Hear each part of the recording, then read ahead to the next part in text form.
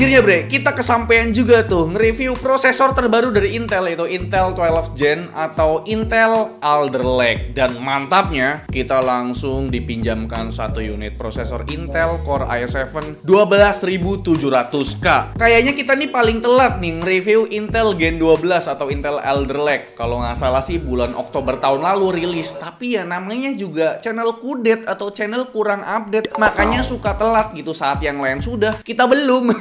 Emang sih bre, yang paling menyita perhatian itu ya yang Intel Core i9 Gen 12-nya. Tapi yang Intel Core i7 juga nggak kalah seru. Inovasi terbaru dari Intel juga tetap dapat kok di prosesor Intel Core i7-nya ini, yaitu pakai Intel 7 berfabrikasi 10 nanometer. Yang emang lebih efisien untuk penggunaan dayanya. Terus tetap juga dapat arsitektur hybrid yang mirip sama arsitektur ARM yang biasa dipakai di platform smartphone. Untuk Intel Gen 12 ini menggunakan soket LGA terbaru dari Intel, yaitu soket LGA 1700 bukan 1200 lagi bre, dan dia udah support PCIe Gen 5 dengan support RAM yang udah terbaru juga, yaitu DDR5 juga. Wow. Jadi bre, langsung aja kita bahas prosesor terbaru dari Intel, yaitu Intel Alder Lake di rakitan PC kali ini di episode ke-42. Tapi sebelum itu kita hidupin dulu dah. RGB bagian depan nih ya Pak ya. Langsung aja bre, kita bahas komponen apa aja sih yang dipakai di rakitan PC episode ke-42 ini menggunakan prosesor terbaru dari Intel, yaitu Intel Alder Lake, yang pastinya kita menggunakan prosesor Intel Core i7 12700K. Kalau tampilan boxnya emang plug jiplek ya bre, sama Core i7 generasi ke-11 lalu.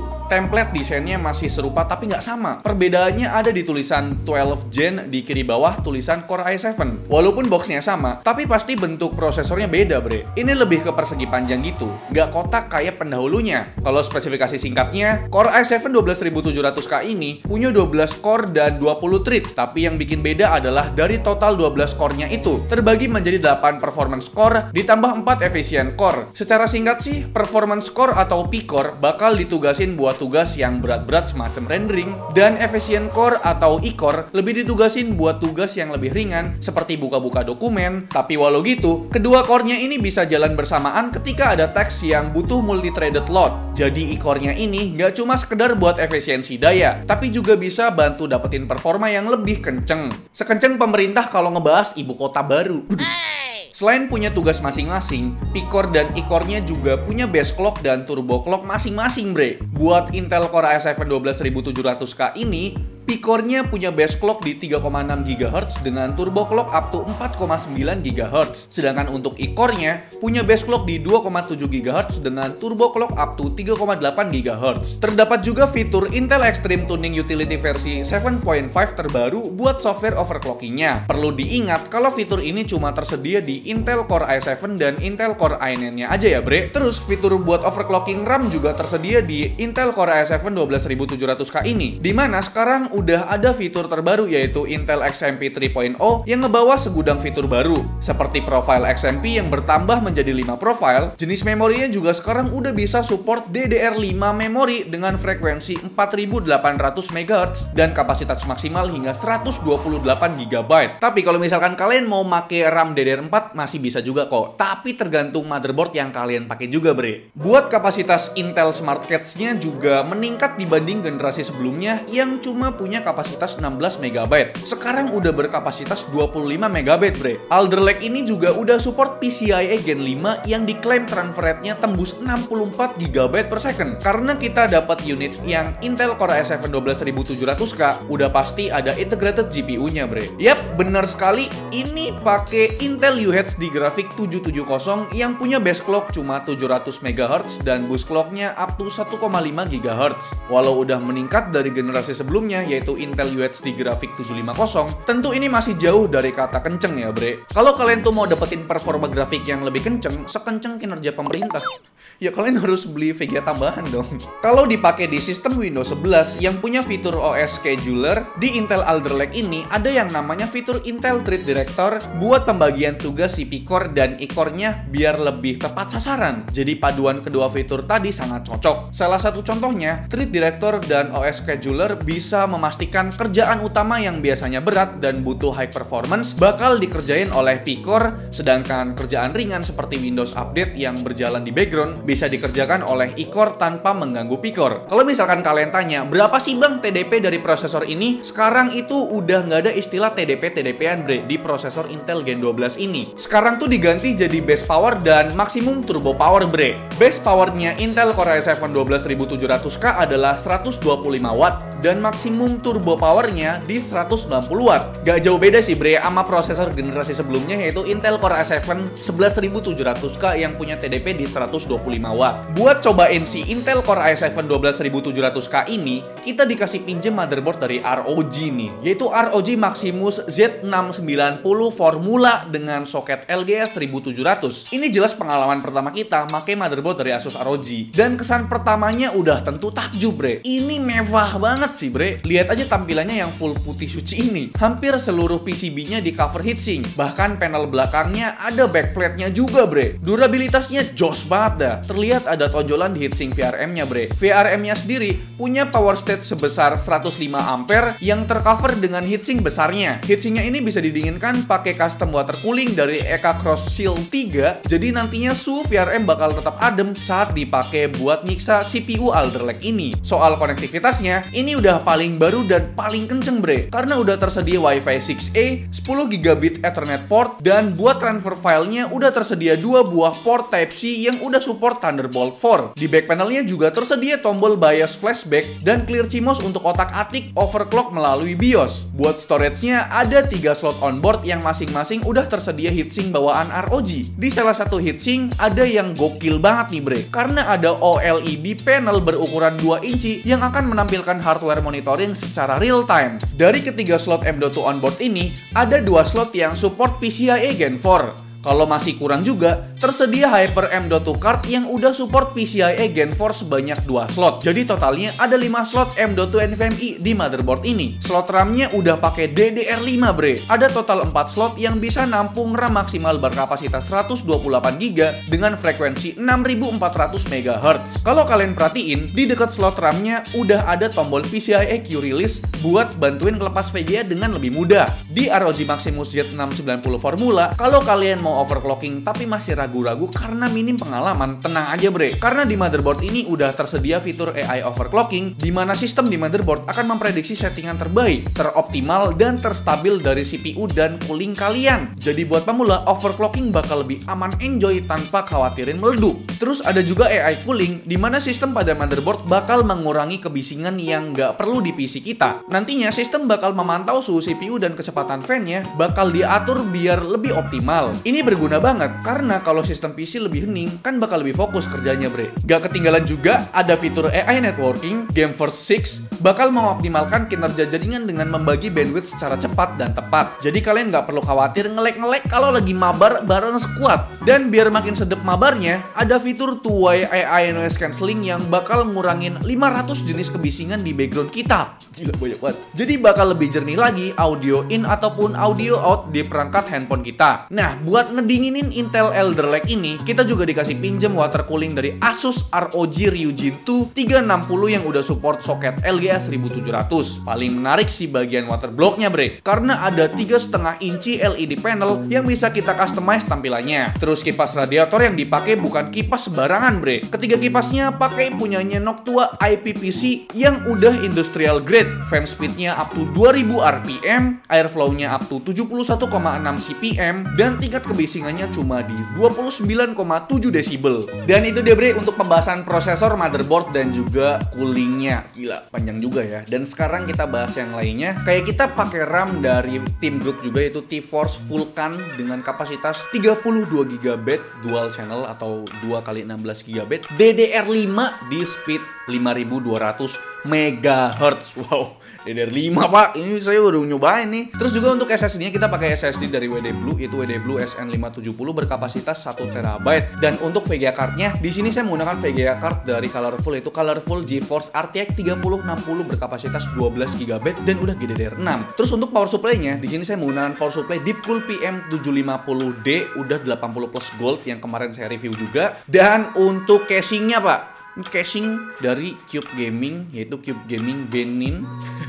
yang harganya cuma 400.000. Komponen yang lain udah sampai puluhan juta, casingnya 400.000. Udah RGB bagian depan tapi nggak dapat fan bonus, jadi cuma ngandelin fan dari all-in-one coolernya. Jadi untuk total keseluruhan untuk perakit PC Intel Alder Lake ini di episode ke-42 ini totalnya adalah Rp43.540.000. Wow, ini kita dipinjemin doang sih ya Pak ya. Dan oke, langsung aja kita bahas mengenai performa dari prosesor terbaru dari Intel Alder Lake ini, yaitu Intel Core i7 12700K. Di sini saya nggak ada main overclocking, jadi emang bener-bener performance pure-nya dari Intel Core i7 12700K bre. Pertama kita ada tes menggunakan software Cinebench R20 5 kali loop dan ternyata kurang konsisten ya, kayak naik turun juga. Dan selanjutnya untuk Cinebench R23 di sini 10 menit loop, jadi bener-bener ngulang-ngulang terus. Skor multicore-nya adalah 22.817 core dan untuk single core-nya di 1942 core. Dan saya juga ada bandingin juga ya sama prosesor Intel Core i9 11900K yang kemarin saya pakai buat di review. Itu cukup jauh juga ya Intel Core i7 Gen 12 ini ya. Lebih kenceng dari Intel Core i9 Gen 11 yaitu 11900K yang kemarin saya review itu bre. Wow, emang ini kenceng banget kali ya. Dan selanjutnya kita langsung aja tes gamingnya, karena ya ini kan PC pasti dipakai buat main game juga kan sama orangnya juga ya. Jadi ya terserah sih kalian mau pakai game atau pakai produktivitas, itu terserah kalian. Di sini saya udah siapkan 10 game totalnya buat ngetes PC Intel Alder Lake ini ya bre ya. Dan sebelum kita tes 10 game, kita ada overclocking VGA-nya juga. Di sini saya ada overclocking ringan doang ya. Untuk core clock-nya saya naikkan di 200 MHz dan untuk memory clock-nya saya naikkan di 650 MHz. Alhasil untuk speed bandwidth-nya dari yang 360 GB per second naik jadi 391,3 GB per second, dan itu cukup jauh juga, lumayan banget itu overclocking VGA card-nya. Jadi langsung aja kalian lihat untuk pengetesan 10 game yang udah saya siapkan. Once upon a time we were both happy. Everything was fine and suddenly it leaves. I was left behind, broken in pieces. Then you'd reappear. Sometimes we all feel a little afraid. We don't put our emotions on display. But I've gotta be strong. I don't wanna know if you feel it too. Your chances are gone,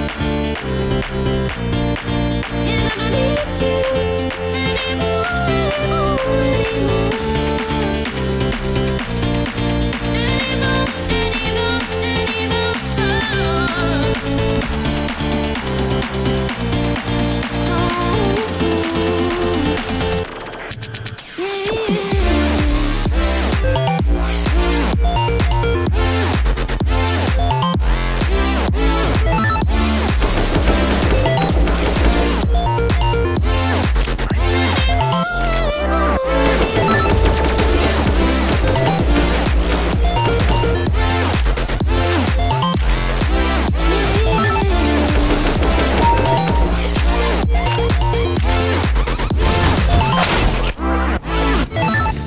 To toe the line, make you wanna stay.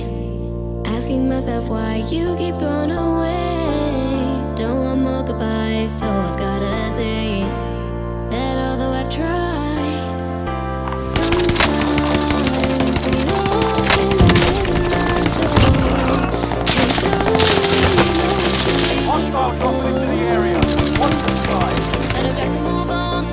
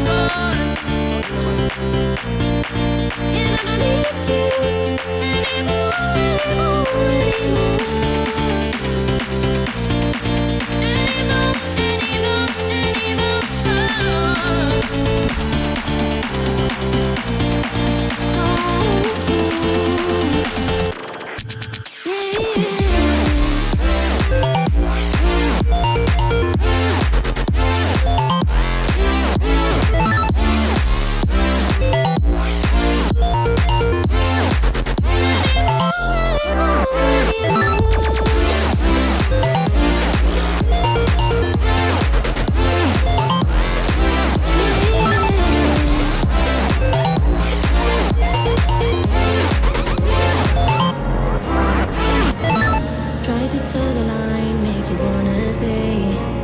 Asking myself why you keep going away. Don't want more goodbyes, so I've gotta say that although I've tried, sometimes we all believe in love, so we don't really know what we do. But I got to move on. I don't want to know if you feel it too. Your chances are all gone, and I don't need you